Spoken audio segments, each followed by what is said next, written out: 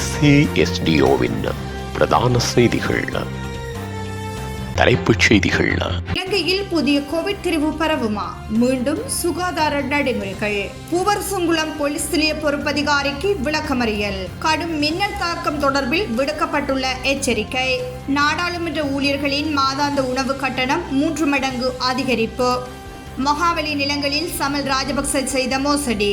சபையில் அம்பலமான தகவல். நல்லூர் ஆலய சூழலில் அசைவ உணவகம் பெயர் பலகை அதிரடியாக அகற்றிய மாநகர சபை. கொழும்பில் வீடுகளை வாடகைக்கு விடுவோருக்கு எச்சரிக்கை. கொலை அச்சுறுத்தல் விடும் கும்பலால் ஆபத்து. செய்திகள். தாயக செய்திகள். இலங்கையில் புதிய கோவிட்-19 திரிபு பரவும் அபாயம் இல்லை என சுகாதார மற்றும் வெகுஜன ஊடக அமைச்சின் செயலாளர் அனில் ஜெயசிங்க தெரிவித்துள்ளார். சமீபத்திய வாரங்களில் பல ஆசிய நாடுகளில் புதிய கோவிட்-19 திரிபு பரவி வருவதாக செய்திகள் வெளியிடப்பட்டிருந்தன. இதை கருத்தில் கொண்டு தேசிய அளவில் பொது சுகாதாரத்தை தயார்படுத்தவும் பாதுகாக்கவும் தேவையான நடவடிக்கைகள் எடுக்கப்பட்டுள்ளதாக அனில் ஜெயசிங்க குறிப்பிட்டுள்ளார். இலங்கையில் சாத்தியமான தொற்றுநோய் சூழ்நிலைகளை முன்கூட்டி அடையாளம் காண்பதற்காக ஆய்வு முறையும் செயற்பாட்டில் உள்ளதாக அவர் கூறியுள்ளார். இருப்பினும் முதியவர்கள் மற்றும் நோய் எதிர்ப்பு குறைபாடுள்ளவர்கள் தொடர்பில் கவனம் செலுத்துவது அவசியம் எனவும் அவர் தெரிவித்துள்ளார். அத்துடன் அடிக்கடி கை கழுவுதல், இருமல் மற்றும் தும்மும் போது மூக்கு மற்றும் வாயை மூடுதல் உட்பட அடிப்படை சுகாதார நடைமுறைகளை எல்லா நேரங்களிலும் பராமரிக்க வேண்டும் எனவும் அவர் வலியுறுத்தியுள்ளார்.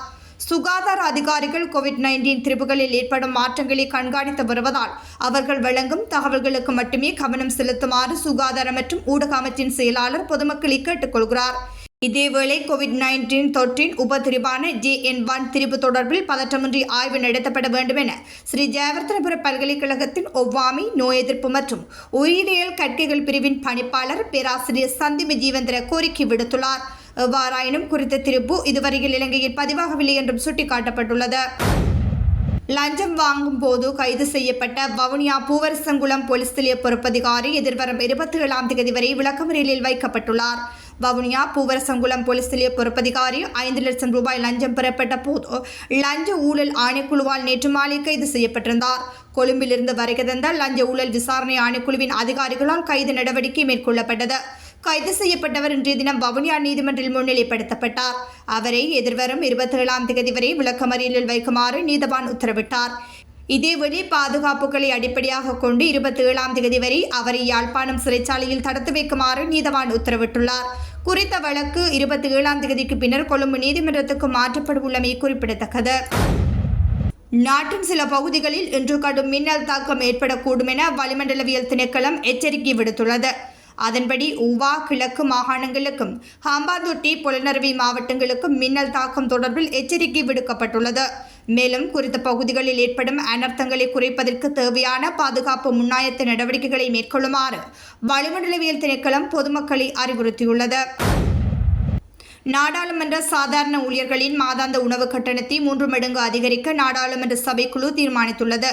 அதன்படி பாராளுமன்ற ஊழியர்களின் மாதாந்த உணவு கட்டணம் முந்தைய விலையில் 1000 ரூபாவாக இருந்தது. புதிய திருத்தத்தின்படி சாதாரண ஊழியர்களின் மாதாந்த உணவு கட்டணம் 3600 ரூபாவாக அதிகரிக்கும். பாராளுமன்ற நிர்வாக அதிகாரிகளின் உணவு கட்டணத்தை 1500 ரூபாவிலிருந்து 4000 ரூபாவாக உயர்த்தவும் தீர்மானிக்கப்பட்டுள்ளது. ஊழியர்கள் சமர்ப்பித்த முன்மொழிவை தொடர்ந்து மாதாந்த உணவு கட்டணம் அதிகரிக்கப்பட்டதாக பாராளுமன்ற அதிகாரிகள் தெரிவிக்கின்றனர். பாராளுமன்ற ஊழியர்களின் மாதாந்த உணவு கட்டணம் 3 ஆண்டுகளுக்கு ஒருமுறை மதிப்பாய்வு செய்யப்படுகிறது. இதற்கிடையில் பாராளுமன்ற உறுப்பினர்களின் தினசரி உணவு கட்டணம் அண்மையில் 2000 ரூபாவாக உயர்த்தப்பட்டது. முன்னாள் அமைச்சர் சமல் ராஜபக்ச அரசியல் நண்பர்களுக்கு எந்தவித அடிப்படையும் இல்லாமல் ஏக்கர் கணக்கில் மகாவலி நிலங்களை வழங்கியதாக ஐக்கிய மக்கள் சக்தியின் நாடாளுமன்ற உறுப்பினர் ஹேசா விதானகே குற்றம் சாட்டினார். இன்று நாடாளுமன்றத்தில் உரையாற்றும் போதே அவர் இவ்வாறு குறிப்பிட்டார். இதன்போது எம்பிலிப்பிட்டியில் உள்ள வளவி வலயத்தில் உள்ள மகாவலி நிலங்கள் எந்தவொரு சாத்தியக்கூறு ஆய்வுகளும் மேற்கொள்ளப்படாமல் பல்வேறு நபர்களுக்கு வழங்கப்பட்டதாக அவர் தெரிவித்தார். வளவி வலயத்தில் மகாவலி நிலங்களை வழங்கும் செயல்முறையை மறுபரிசீலனை செய்து எந்தவொரு உற்பத்தி பயன்பாட்டுக்கும் பயன்படுத்தப்படாத நிலங்களை கையகப்படுத்துமாறு கேசா விதானகே அரசாங்கத்தை வலியுறுத்தினார். இந்த நிலங்கள் உண்மையில் பயிர் செய்யும் அல்லது சாத்தியமான திட்டங்களை தொடங்க நம்பும் மக்களுக்கு வழங்கப்பட வேண்டும் என்று அவர் கூறினார். இதேவேளை சில நிலங்கள் குறித்து விசாரணைகள் தொடங்கப்பட்டுள்ளதாகவும் குறிப்பிட்ட நிலங்கள் குறித்து புகார்கள் வந்தால் விசாரணைகள் தொடங்கப்படலாம் என்றும் காணி மற்றும் நீர்ப்பாசனத்துறை துணை அமைச்சர் சுசில் ரணசிங்கே இதன்போது குறிப்பிட்டார்.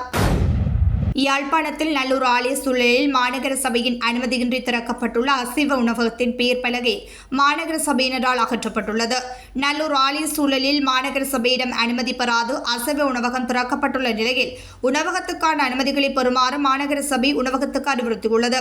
இந்நிலையில் அனுமதியின்றி உணவகத்துக்கு முன்பாக வீதியோரமாக வைக்கப்பட்டிருந்த நிறுவனத்தின் பெயர் பலகை மாநகர சபையினரால் இன்று அகற்றப்பட்டுள்ளது.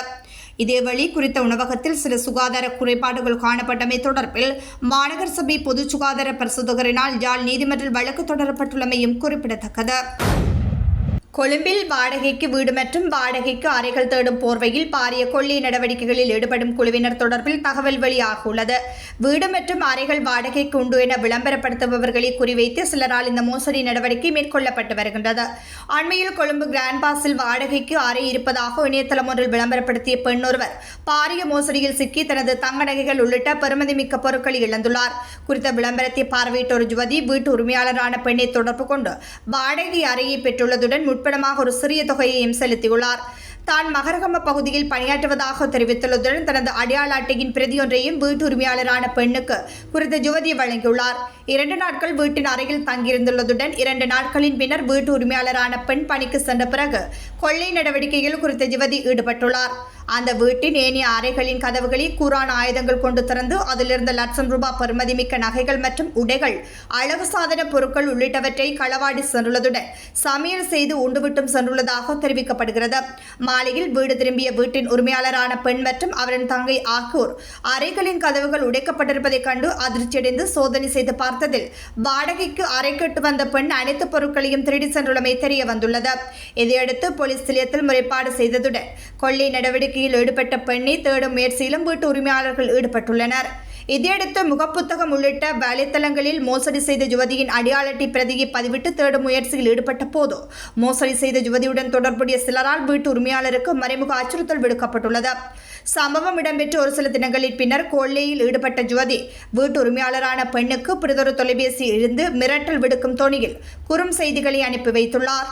போலீசில் முறைப்பாடு செய்திருந்தாலும் கூட தன்னை பிடிக்க முடியாதென்றும், போலீசார் அல்ல ஜனாதிபதியை வந்தாலும் தன்னை ஒன்றும் செய்ய முடியாதென்றும் யுவதி குறும் செய்தி அனுப்பி வைத்துள்ளார். வீட்டு உரிமையாளரான பெண்ணுக்கு நேரடி உயிர் அச்சுறுத்தல் விடுத்ததுடன் தன்னுடைய குழுவினரால் எதையும் செய்ய முடியும் என்று மிரட்டல் விடுத்துள்ளார். எவ்வாறாயினும் தேடுதல் நடவடிக்கையை கைவிடாத வீட்டார் குறித்த யுவதியின் அடையாள அட்டை விலாசத்தை வைத்து வீடு வரை தேடி சென்ற போது உடைகள் உள்ளிட்டவற்றை மட்டுமே மீட்க முடிந்ததாகவும் நகைகள் உள்ளிட்ட பொருட்களை மீட்க முடியவில்லை என்றும் தெரிவித்துள்ளனர். அத்துடன் கொள்ளையில் ஈடுபட்ட யுவதிக்கு 25 வயது என்றும் 2 பிள்ளைகளின் தாயார் என்றும் தெரிவிக்கப்படுகிறது. குறித்த யுவதியின் பின்னால் மிகப்பெரிய குற்ற கும்பல் இருக்கலாம் என்று சந்தேகம் வெளியிடப்பட்டுள்ளது. உலகச் செய்திகள். தென்கிழக்கு ஐரோப்பிய நாடான கிரீஸில் சக்தி வாய்ந்த நிலநடுக்கம் ஏற்பட்டதால் சுனாமி எச்சரிக்கை விடுக்கப்பட்டுள்ளது. கிரீஸ் நாட்டின் கிரீட் கடலோர பகுதியில் ஏற்பட்ட நிலநடுக்கம் டிக்டர் அளவில் 6ஆக பதிவாகியுள்ளதாக வெளிநாட்டு ஊடகங்கள் செய்தி வெளியிட்டுள்ளன. பிரபல சுற்றுலா தலமான லோயண்டாவிலிருந்து 58 கிலோமீட்டர் தொலைவிலும் 77 கிலோமீட்டர் ஆழத்திலும் இந்த நிலநடுக்கம் ஏற்பட்டுள்ளதாக அமெரிக்க புவியியல் ஆய்வு மையம் தெரிவித்துள்ளது. இந்த நிலநடுக்கத்தால் ஏற்பட்ட சேதம் குறித்து எந்த தகவலும் வெளியாகவில்லை. மீண்டும் தலைப்புச் செய்திகள். இலங்கையில் புதிய கோவிட் திரிவு பரவுமா? மீண்டும் சுகாதார நடைமுறைகள். பூவரசங்குளம் போலீஸ் நிலைய பொறுப்பதிகாரிக்கு விளக்கமறியல். கடும் மின்னல் தாக்கம் தொடர்பில் விடுக்கப்பட்டுள்ள எச்சரிக்கை. நாடாளுமன்ற ஊழியர்களின் மாதாந்த உணவு கட்டணம் 3 மடங்கு அதிகரிப்பு. மகாவலி நிலங்களில் சமல் ராஜபக்ச செய்த மோசடி சபையில் அம்பலமான தகவல். நல்லூர் ஆலய சூழலில் அசைவ உணவகம் பெயர் பலகை அதிரடியாக அகற்றிய மாநகர சபை. கொழும்பில் வீடுகளை வாடகைக்கு விடுவோருக்கு எச்சரிக்கை. கொலை அச்சுறுத்தல் விடும் கும்பலால் ஆபத்து.